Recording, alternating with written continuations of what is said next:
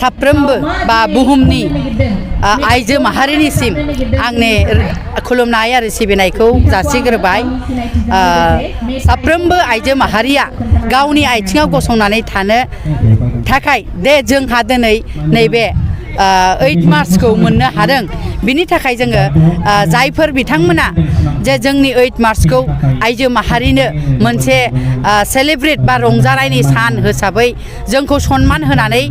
बेखौ थांखि लादों बेबा पास खालामदों आयेनाव बिनि थाखाय आङो रोजा रोजा बिथांमोनखौ साबायखर बावग्रोबाय आरो दिनै आङो बुंनो नागिरदों 8 मार्च जोंहा इउपिपिएल दोलोनिफ्राय सेन्ट्रेल कमिटिया गसाइगाव गान्धी मैदान फोथाराव बे फोथाराव खुंफुंदों दिनै बे हाबाफारियाव गोबां आलासिफोर दंफैयो बिथांमोन आरो आङो बेयाव नुजाफैनाय आइजो माहारि बिथांमोनखौ गिबियावनो आङो रोजा रोजा साबायखर होबाय बाहागो लानायनि थाखाय आरो नों बेयाव जि मिडियानि नोंथांमोनखौबो आं रोजा रोजा साबायखर होबाय दिनैनि बे गोथार सानाव दिनै आङो आइजो माहारिखौ बेखौनो बुंनो नागिरदों जे जोंहा उदांस्रि मोनबाय जोङो समान मोनथाय मोनबाय जे जोङो हौवा माहारिजों समान समान गसंथानानै खामानि मावनो हाया नङा हायो जोङो गावखौनो गाव सासे राफोद आइजो हिसाबै दानानै लाग्रोनांगोन बिसासखौ लाग्रोनांगोन अब्लासोना जोङो समान समान मावनानै जालांनो जों हौवा माहारिजों समान गसंथानानै थानो हागोन बेखायनो आङो बुंनो नागिरदों जाय बिमा बिथांमोना फिसा हिन्जावफोरखौ उन्दैनिफ्रायनो फोरोंनांगौ जे हौवा माहारिजों समान जोङो गसंलांनानै खामानि मावलांनो हाया नङा दानि जों जे आइजो माहारिफोरखौ गोबां खैफोद आफोदाव गोग्लैनाय नुदों बेयाव नाथाय माखासे जोंनि आइजोफोरनिबो गोरोन्थि दङ मानोना जोङो आइजोफ्रा दुर्बलता लाबाय थायो जों हिनजावसो होननानै लाबाय थायो जाहाथे बेखौ लाया बिमाफोरा उन्दैनिफ्रायनो फिसा हिन्जावखौ फोरोंनांगौ आं बेनिखिनिखौ दिनैनि नैबे गोथार सानाव आङो नोंथांमोननिसिम फोसावनो नागिरदों जे जोंहा आइजो माहारिया मोजां मोनसे जायगा मोनगोन फैबाय थानाय समफोराव जोंहा दानि सरकार जे जोंहा मानगोनां बिटिआरनि चिफ प्रमद बर' सारनि दैदेननायाव जों मोजां जायगा मोननो थांगासिनो दङ आरो जोङो आइजो माहारिया मोजां सन्मान मोनदों बेखौ बयबो रायजो राजा आइ आफायानो मिथिगौ मानो होनोबा दिनै आइजो माहारिखौ गसंथानानै थानो थाखाय जोंहा बिटिआरनि मानगोनां चिफ प्रमद बर' सारा मोजां मोनसे फ्लेक्सि स्किम लादों दिनै आइजो माहारिनि थाखाय आइ अनसाय बिथांखि बेयो जाबाय सबसे गेदेरसिन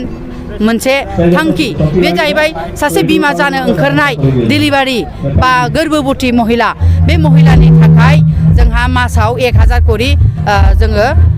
10 माससिम मोननो थांदों सासे आइजो बिमाया 10,000 करि मोनगोन मानो होनोबा गोर्बोआव थानाय बिमाया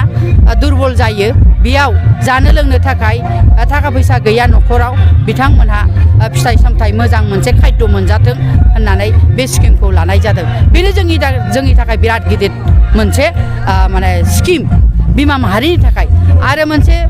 स्किम होबावदों सेल्फ हेल्प ग्रुपनि थाखाय माइनाव सोरां बिथांखि बे माइनाव सोरां बिथांखिखौ जोंहा आइजो माहारिफ्रा सेल्फ हेल्प ग्रुप दानानै गोबां खामानियावनो आवगायगासिनो दिनै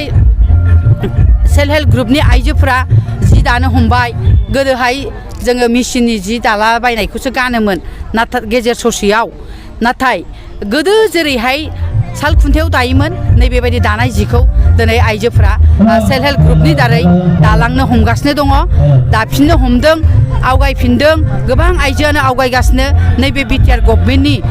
अनसायनायाव दिनै बिमा माहारिया आवगायबोगासिनो दङ आरो जोङो नुनो मोन्दों शिक्षानि खेथ्रआवबो नैबे बिटिआर सरकार प्रमद बर' दैदेननाय सरकार फैनायनिफ्राय गोबां शिक्षायावबो बारायदों खेला दुलायावबो आइजो माहारियाबो आवगायगासिनो दङ गोबां आइजोफ्रानो कम्पिटिसनाव देरहादों गोबां आइजोफ्रानो फरायनायाव देरहादों दिनै बुंनो थाङोबा चिरां जिल्लाया सबसे गाहायसिनाव थायोमोन सोलोंथाइया नैबे सरकार फैनायनि उनाव दिनै टप आसामावनो टप पजिसनाव थानो हादों चिरां जिल्लाया शिक्षायाव बेयाव आङो मानगोनां बिटिआरनि चिफखौबो आङो धन्यबाद होगोन आरो दुलाराय बर' फरायसा आफादनि मानगोनां आफादगिरि दिपेन बर' आरो बिथांनि गासैबो दैदेनगिरि बिथांमोनखौ आङो रोजा रोजा साबायखर होगोन मानो होनोबा दिनै बिथांमोननि नाजानायावनो शिक्षा खेत्रआव गोबां आवगायगासिनो दङ बिमा जानानै आङो बिथांमोनखौ